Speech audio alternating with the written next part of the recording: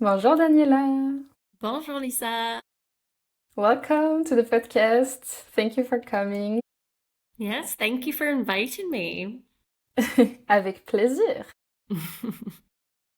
Daniela, you've been in France for 10 years now.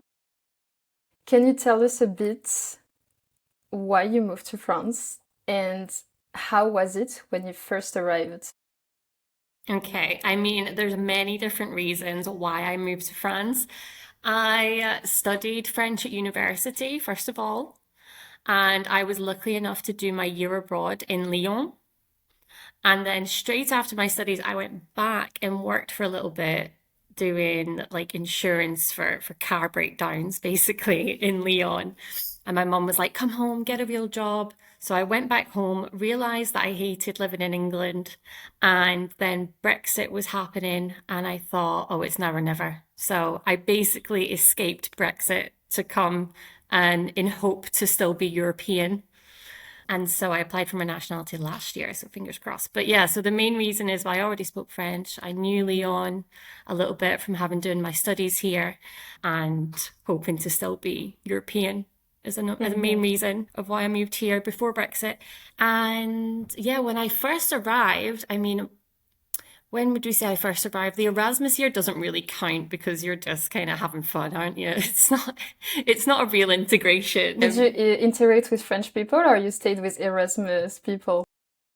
During my Erasmus year, I stayed with a French woman for the first semester, and then for the second semester, I stayed in a flat share with English girls and Italian girls.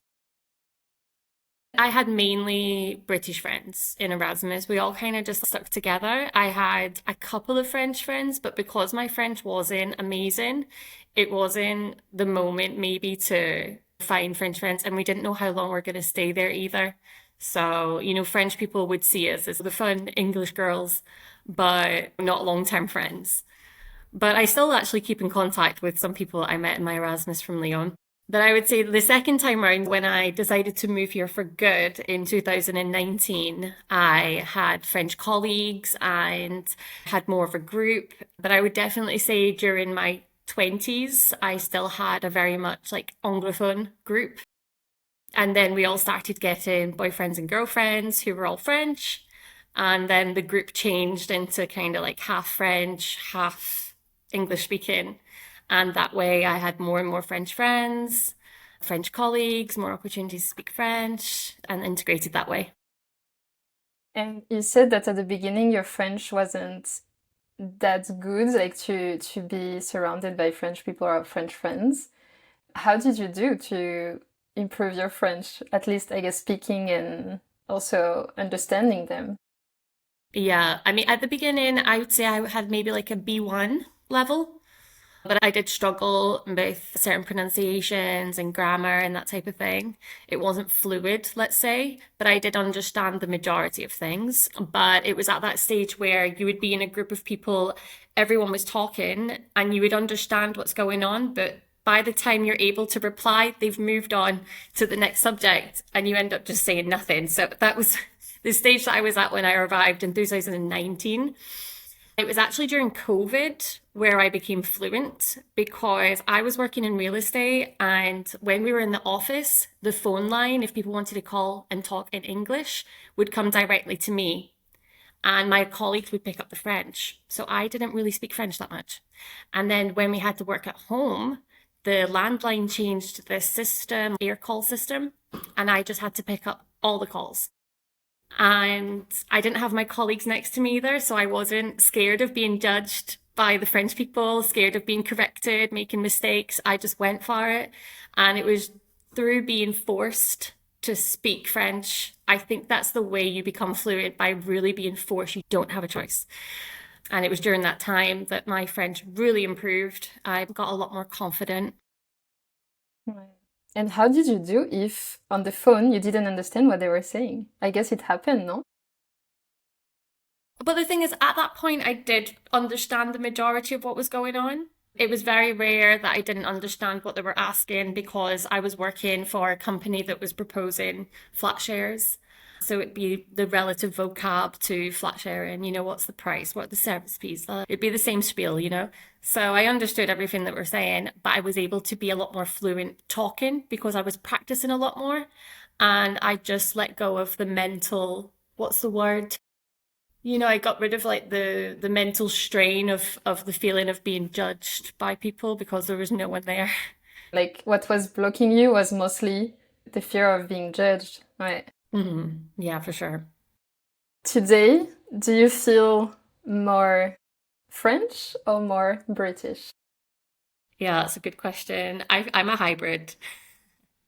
I'm I a like mix of that. both. Yeah, because the thing is, I've always had an accent wherever I go because when I was younger, we moved from Scotland to England. And so in Scotland, I've got an English accent, and then in England, I've got a Scottish accent, and then in France, I've got a British accent, or I've got this or the other. So identity for me is really interesting because I don't really belong anywhere. I'm always some exotic, if you can call Scottish exotic in a way. But it's nice when people think that I'm French. Like, don't get me wrong. It's nice having that feeling of fitting in. And sometimes when I speak in French, people don't notice the accent right away. They will eventually, but it's nice when they're like, oh, I didn't realize you weren't French. But I don't care about being 100% French anymore. I think when you arrive in France at the beginning, you really want to fit in and you want to do everything you can to not be mistaken for a tourist. You don't want people to speak to you in English when you speak in French. You don't want them to pick up the fact you've got an accent. After a while, you realize that you don't have to fit the British, you don't have to fit the French. You can pick the parts of the French that you like and keep that part. And you can also keep the parts that you know from home as well, the parts that you like there. And it's funny because when I go home back to UK, I realize how French I've become. And when we go for dinner and there's the screw top wines, or like we don't have bread automatically with dinner, I'm like, where's the bread? And Yeah. also, you live, so we'll talk about it later, but you live in the countryside in France now, and you Mhm. live with a French partner, right? Mhm. Is there some cultural differences you struggled with? Yeah, between the British culture and French culture. Misunderstand when you're in a multilingual couple, let me tell you, misunderstandings are like that's what encapsulates the It's couple, to be normal. honest. Yeah, it's totally normal. What I've said to him is sometimes, if we're ever in a disagreement, I say you talk in English and I'll talk in French. And that way we're sure to really try and understand what the other one is saying.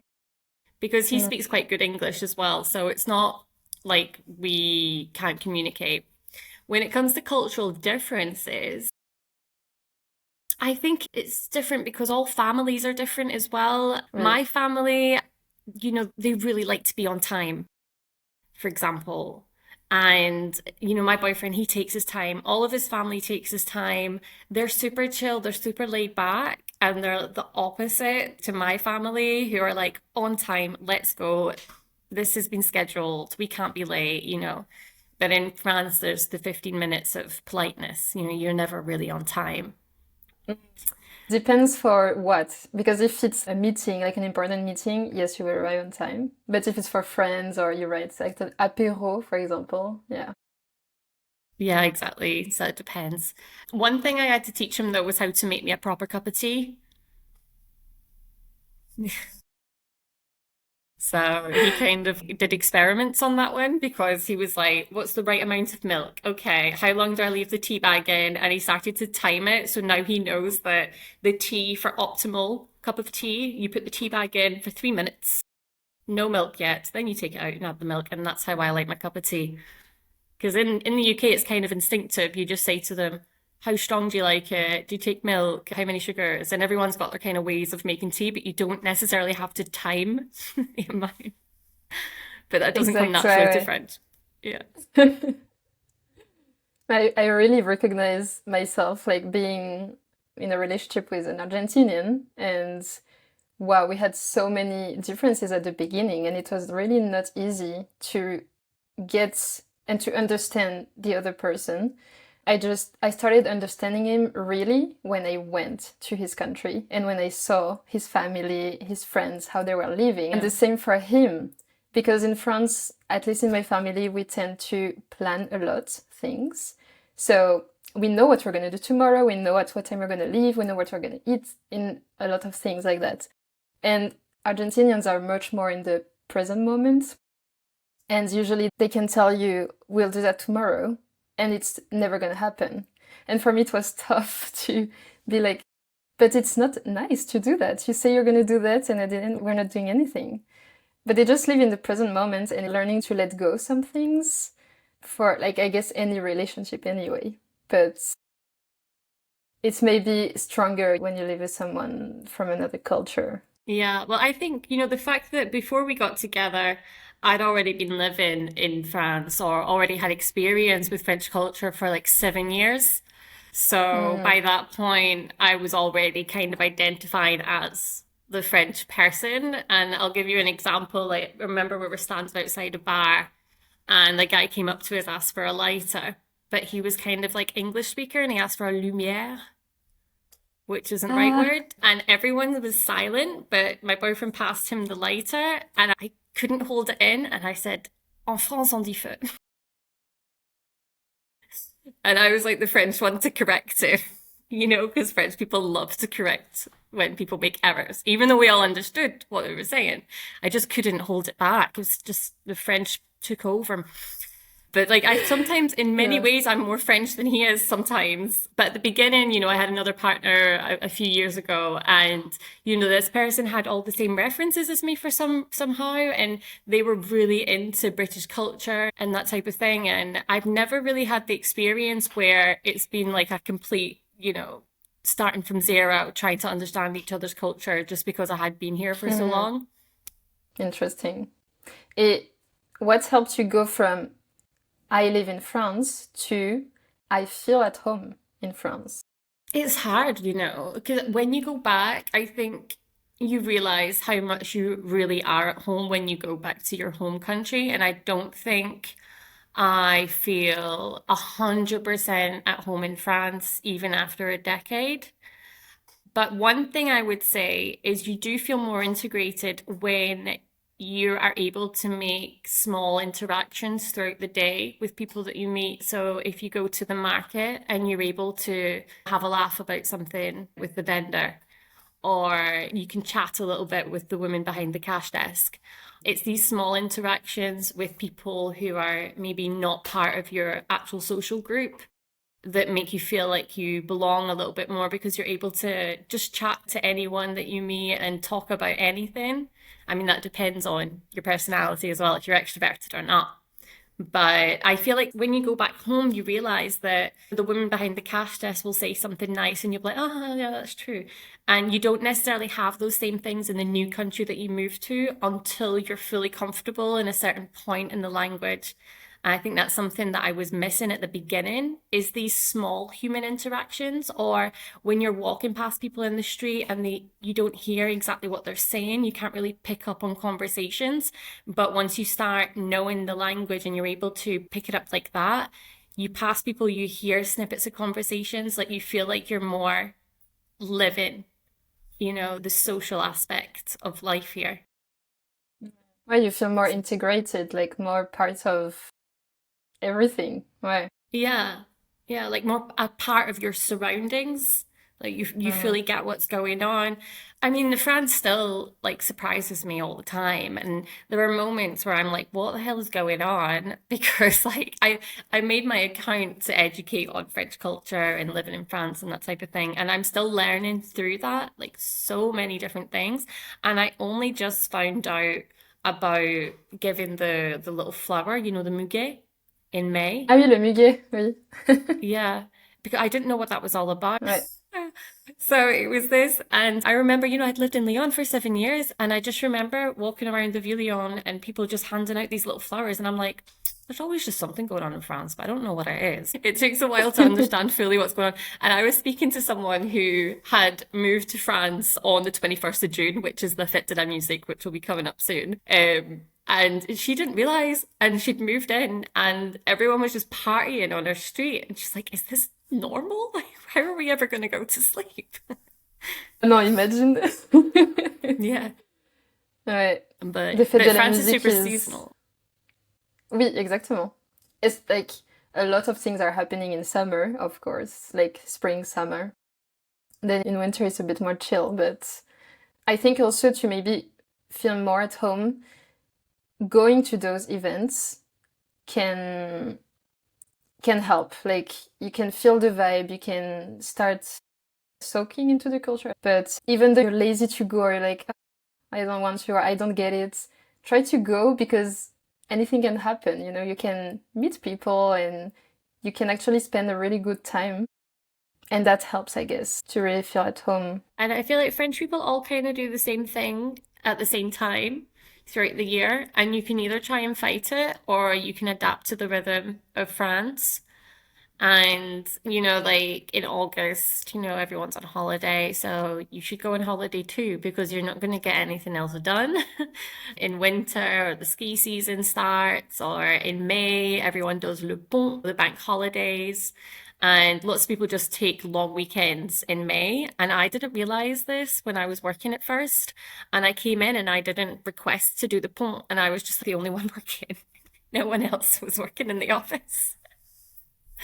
And it's good to read up on the seasonalities and what our French people are doing every month and to kind of try and do the same thing as everyone so that you feel like you're part of the culture. It's the same for me here in Spain. I never take the bank holidays, I just work. And my partner is working in a Spanish company. So he's like, "Oh, I have 4 days off this week." And I'm like, "Ah, okay, well, I'm working. I didn't know, you know?" Well, when you work for yourself, it's just like that, isn't it? It's nice. It'd be nice to have a bank holiday off, but that's life. Ouais. Talking about being an entrepreneur in France, because you started your business a few months ago.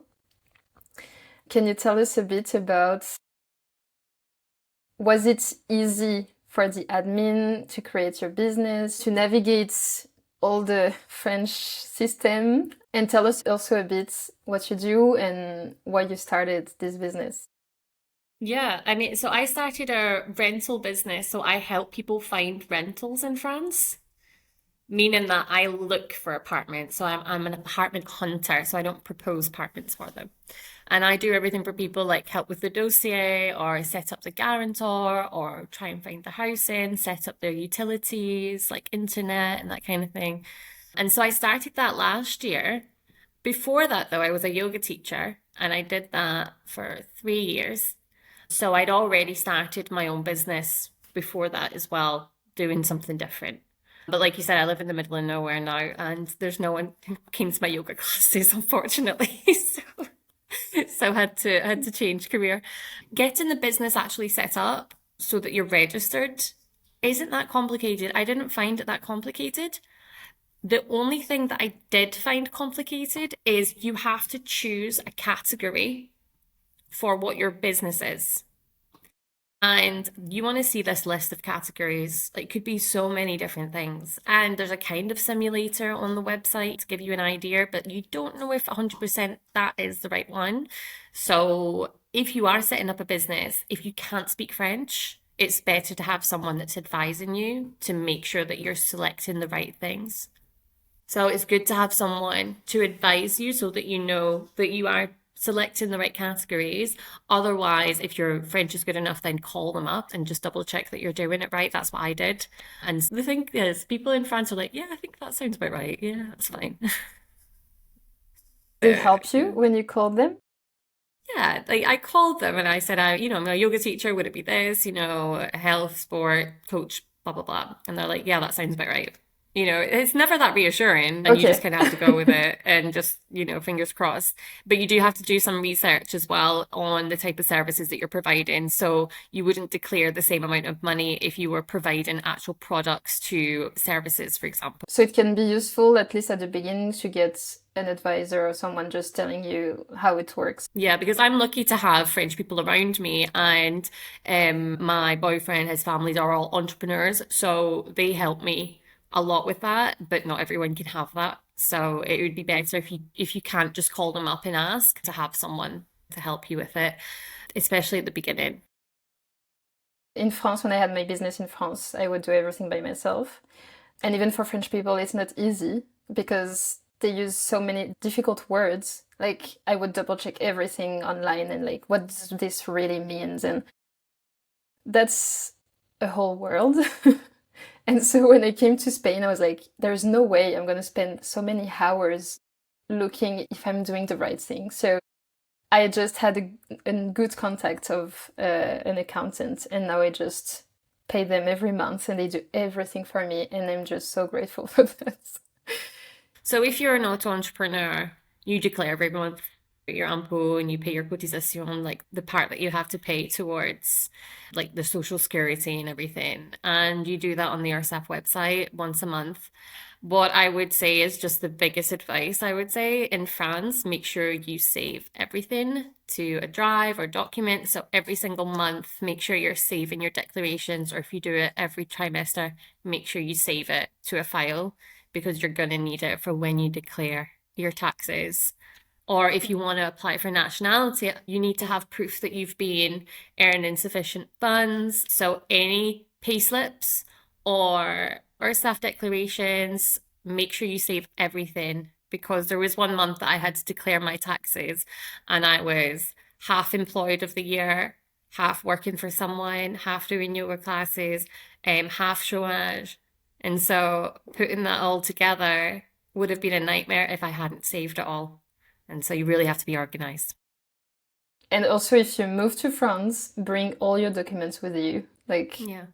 just so you have the most things you can have for your dossier or for the visa. Right. Yeah, yeah, for sure. You need everything, everything you can possibly think of, and get it translated just in case in the last 3 months. And that's the thing as well. They say you need your like birth certificate for your visa, but it has to be within the last 3 months. But your birth certificate doesn't change, you know? So it's just so funny sometimes.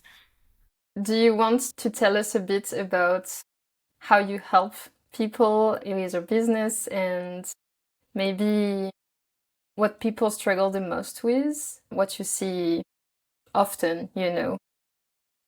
Yeah, I think what people struggle the most with is understanding the system, and that France is quite strict when it comes to finding a long-term rental.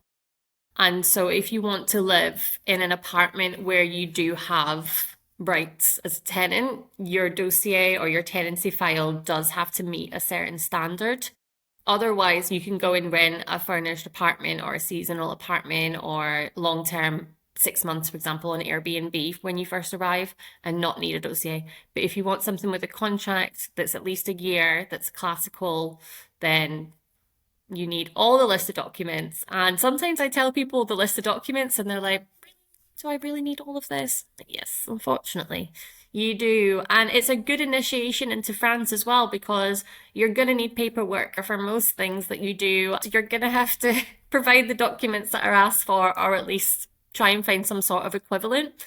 So the dossier is definitely one of the hardest transitions, I would say, when we start the search.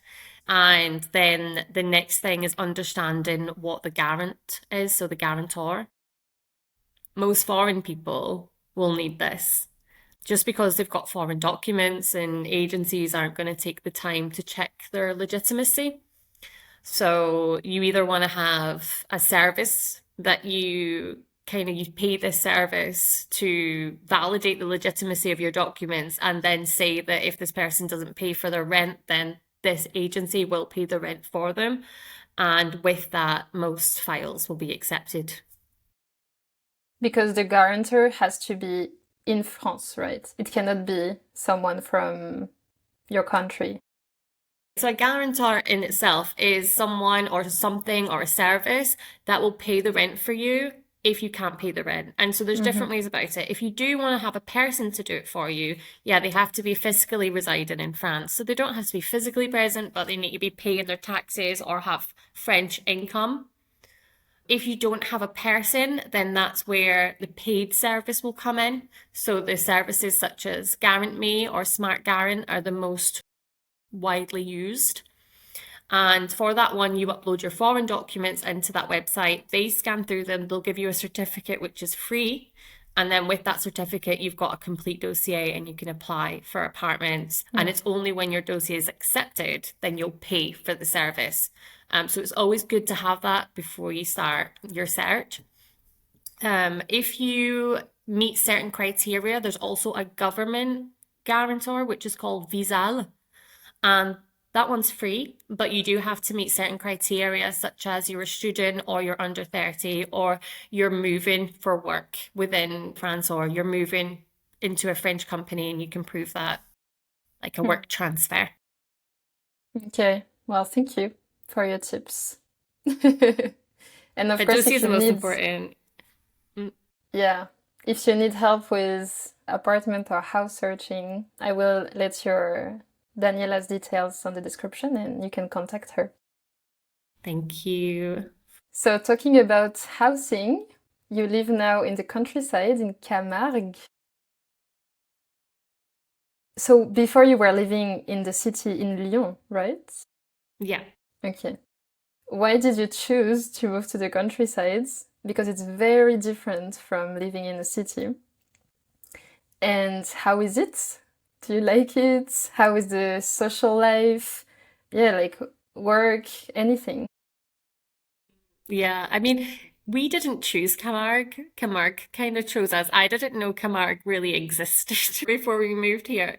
But the idea, basically, I'll give you a quick rundown. My parents have just moved to France and they chose to live in the Dordogne. But at the beginning, they were going to move to the southwest. And we were thinking of going to Toulouse to be a little bit closer to them. So we went to Toulouse, went to loads of visits and got rejected because no one wanted Coloc, flat share. And then my parents said, "Oh, we're actually going to move in the middle of France." And I said, "You know what? I'd really love to live by the beach. I've never lived by the seaside, and that's a dream of mine." So I went onto the platforms and put a 50-kilometer radius around because we wanted a big house with a garden, enough bedrooms, enough room for all of us. This house came up and Camargue, yeah, I had no idea where it was. My boyfriend came and visited, got on really well.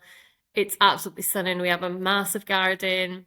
We've got a jacuzzi, got the barbecue. Our garden's looking onto a river that we can access directly. Wow. It's really stunning. And I'm really finding that I'm integrating more by living here because you have a lot less international people. And so you're kind of more obliged to really be the French side of you more often. Camargue is kind of like France's version of cowboy country. So, there's lots of bulls, there's lots of horses, there's flamingos that are flying all over the place as well, which is amazing. There's wild beaches. It's a completely different life.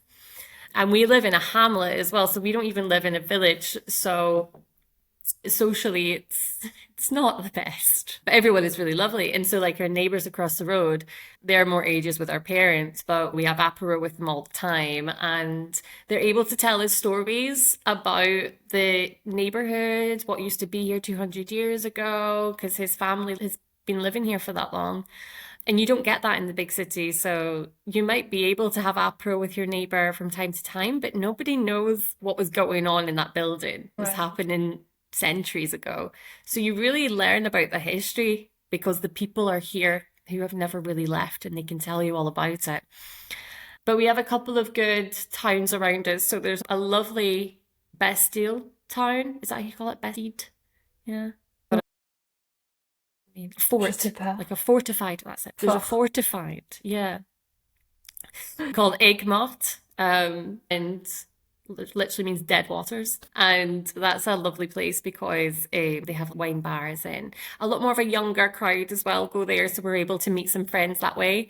And we've just started making friends really this year. We moved last summer, and the first half is kind of like the honeymoon, inviting all of our friends over for summer. Then winter, nobody really goes out. And so the second summer is when we've really started to make some friends and invited people over for apéro and meeting more of our crowds, which is good. But we're getting there. But it's a slower process, because in the big city, you could just go to an association, you can go to a group, anything that you're interested in, and meet people who have got similar ideas to you and make friends that way. In the countryside, it's a lot more difficult. And we're all working from home, so we don't have much of an excuse to go out a lot during the week. So we are kind of secluded in a way, and we do have a little puppy to look after as well. So we don't have much time to dedicate to socialization, but it's fine. We're doing okay considering. Mhm. And I guess you use the car for everything, right? That you need to do, like supermarkets or just going to an event or anything. Yeah, yeah, that's it. So I didn't drive before we moved here, so that's been a year of me kind of driving. I passed my test before I moved to France, and then I just cycled and took the metro. I'm curious to know what do you love about Camargue enfin, but more the Camargue lifestyle and that maybe you didn't expect before moving.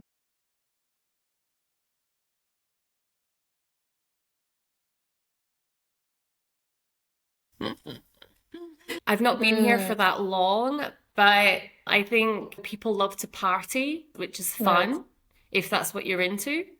There's like this big cabin you can go to, and like everything's very wild and it feels, very sauvage, and everyone's up dancing, and nobody really cares about how they look. Like it's just kind of like the opposite of what you imagine Parisians, to be.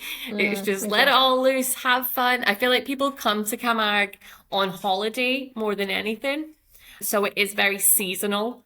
And I think in summer, you see, everyone's here as everyone's, out on the beaches in the balade à cheval, like on the horses. And people are really connected with the nature a lot more here. And I think that's something that I really appreciate. So you have lots of wildlife reserves, especially when it comes to the horses and the bulls and the birds. People are really interested and connected with animals a lot more. You meet a lot more people who have got horses or donkeys or llamas. Most hotels also come with a farm, and they're called manades. And I didn't realize that not many people in France know this word, but when I say my friend works in a manade, people are like, what's that? But it's basically a hotel with a farm attached to it. So Okay. I it's didn't know very, it. yeah, there you go. It's like lots of people don't know this word, but I thought it was just a new French word for me, but it's actually a new French word for loads of people that I meet too. Um, but there is it's a really rich culture, and I think a lot of people here really want to protect it, especially when it comes to they have like the feria, and so that's like when the bulls are herded through towns with horses all around them. Mm, So the all right. bulls are Okay. not like let loose, but they're kind of herded through the town. People love that here. And I've noticed that there's a lot of almost like Spanish influence as well. So a lot of people play like the Spanish guitar. People love the Gypsy Kings. You know, there's lots of like paella. I love the food as well. So like the seafood's amazing. And I think the people are just very nice too. And there's lots of things that I like. In your experience, how do foreigners like or expats coming to France adapting to rural life? Like a lot of people come and they just go in a city and they live in the big city. But some other people, they go directly in the countryside. And in your experience, is it like, has it been easy for them? Has it been a struggle or Yeah, I don't know many people that've done that, to be honest. The only people I can think of would be my mom and dad, who've they just just moved. right? Yeah, Okay. I honestly would advise against it unless your French is really good. But there's pros and cons as well. So the more you go in the countryside, the more chilled people are as well. And it really depends on where you're going to. So like if you're going to a countryside place in Provence, people are normally like laid back. Or in Breton, there might be a bit more like, "Oh, jolly." Like they have all different kind of stereotypes in different places. And it depends what you're into. Like what kind of life do you want to build? And so if you want to go to a big city first just to learn the French, understand French, and then try out different places in France. But I always suggest coming to France first and doing a scouting trip of areas that you might be interested in. And really try and Mhm. understand the culture of that place. Understand, do I like the specialities here? Do I like the food here?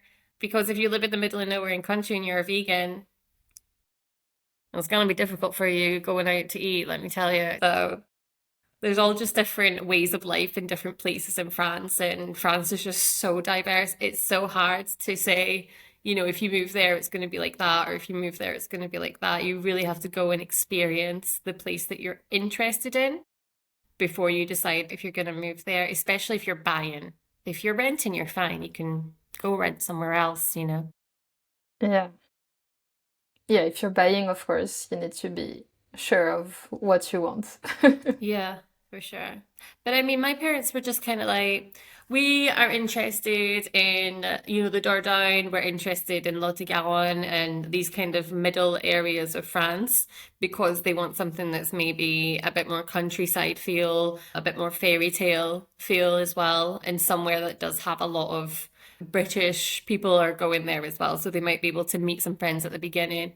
But if you are someone that's very social, living into a rural neighborhood or a small town, you do need to learn how to speak French, or else you are not going to make that many friends. Well, I think it depends where you are in your life at the moment, like what you want to prioritize. If you prefer to live more like a bit more solo, but with a lot of nature and a lot of like, you know, produits du terroir, like local things, and if you're willing to really meet your neighbors, meet the people around you, even if they're not many, or if you prefer a city life with a lot more interactions, a lot more going on, more events, museums, all of that. And I think a lot of people dream of living in Paris. Paris is so diverse as well in itself. There's so much to discover in Paris. But I do wonder how many people move to Paris and then kind of stay in their Parisian bubble, and then think that that's France for the rest of it. Because that's what I kind of did at the beginning of my life in France, was lived in Lyon and was like, oh, this is what French people are like. And now moved to Camargue and be like, French people are completely different here. And because we live in the middle of nowhere, we are also forced to go out and explore. So in the year that I've lived in the countryside, I've explored more parts of France than I ever did living 7 years or 8 years in Lyon. You're really forced to make an effort. And if you want to live in the middle of nowhere, you really have to commit to getting out and getting in the car and going exploring and being curious. And you don't have to be fluent in French, but just showing that you have a natural interest for the country and the traditions and the culture, because the people of that area are so happy to tell you about it and would be so happy that you're interested in the traditions and that you want to uphold them as well. That's why I tell people just be curious. Even though you don't have a good level of French, just be curious.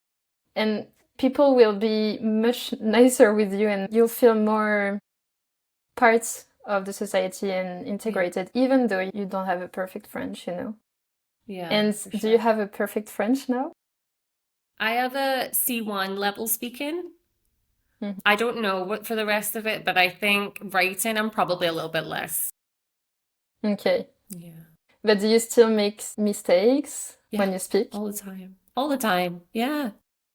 And you're But I fine just, with I think you have to make mistakes, don't you? So it depends how often you're corrected. But like what I normally say is, when French people meet me for the first time and they realize I'm not from France, if they're used to meeting foreigners, they'll maybe ask, how often do you want me to correct you? And I think that's nice. And Ouais. so I would say to them, maybe not every single mistake that I make, but if you notice me making the same mistake over and over again, like please tell me. Because I'm obviously going to make all Ex the time, especially when it comes to masculine and feminine. Like you can't always get those right. ouais.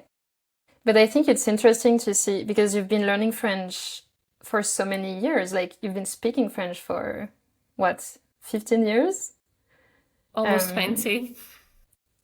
and and I think it's so interesting to show people that you will make mistakes anyway. Like that's what I tell my students always. I live in Spanish. I speak very good Spanish, but I make mistakes. And the only thing you can do is accepting it. Otherwise, it's gonna be tough for you to feel comfortable with it and to just live your life normally. I think it's also, you get it from both ways as well. So sometimes when my French partner is speaking in English, he will mispronounce a word like very slightly, but enough for me not to understand it. And it does sometimes. Sometimes there are certain nuances that are very slight, but they are enough for the other person to not understand you. And you'll start noticing that it works the same in both ways and to not take it so much to heart if you say salmon instead of saumon and the French people are like, what? And you're like, oh, come on, you understood that. But maybe they didn't. Maybe they genuinely didn't. They're not being pickety about it. It's just sometimes there are real nuances to certain words, and you can't take it to heart when you're being corrected by French people because French people just love to correct you, and that's their way of showing that they care. Exact. Ouais. Yeah. And not taking it personally as like in a bad way. Exactement. I had the example with my partner telling me, "Oh, there is a place in France called Les Mans." And I really didn't understand what he meant. I was like, "No, there is no place called like that." So we talk, then he writes it, and I'm like, "Ah, Le Mans." And I really didn't understand it. So Yeah. it's funny, yeah. Yeah.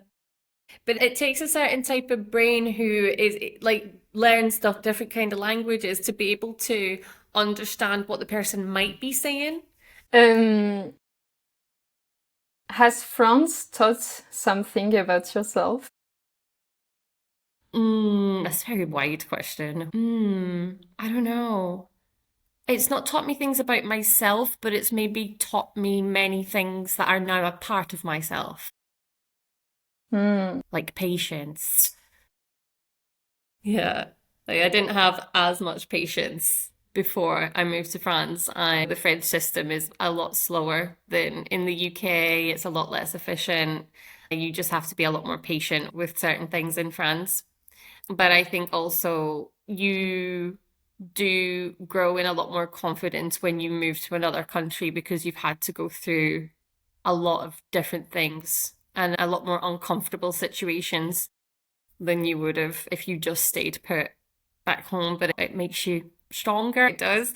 And it teaches you how to fight. And especially in France, in admin, people are always going to tell you no. People are always going to say, that's not possible. And they'll say it, but then their colleague might say that it's actually possible. So you have to learn really how to fight and just not take no as as an answer. My last question is, how do you see your future from now? Like, what do you want to build? Well, what's the next steps for you in France?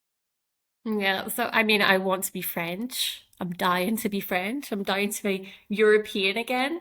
I applied last year, so we'll see. I think the average wait is around 3 years again, so patient. But I Mhm. am lucky I applied last year and not this year because it is more difficult to become French this year. So definitely, I would love, I mean, I think that would be the little cherry on the cake of feeling like you belong to a country is having the right passport and going on the queue with your French partner at the same side in the airports and not having to separate. So, identity wise, I would love that.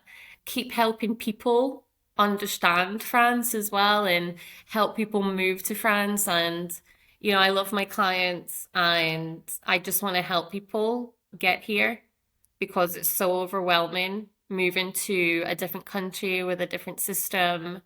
And if you do it in bite-sized chunks, it's not as complicated as it seems. And most people are able to do it. Merci, Daniela. That was so interesting. Like, you have a very interesting story, like, just about living for so long in France. It's you really understand then what life could be like if you just started to live in France or you've been just 2 or 3 years here. Just yeah, to visualize what your life can be in 10 years. So thank you for sharing everything with us. And Yeah, you're welcome. Thank you so much for having me on. et à bientôt. And I will put all the details of Daniela's, her Instagram, her website in the description. And don't hesitate to go follow her work. She does very funny videos too about the culture and France. And you will learn a lot of things with her Instagram. So merci Daniela. À Merci bientôt. beaucoup. À bientôt.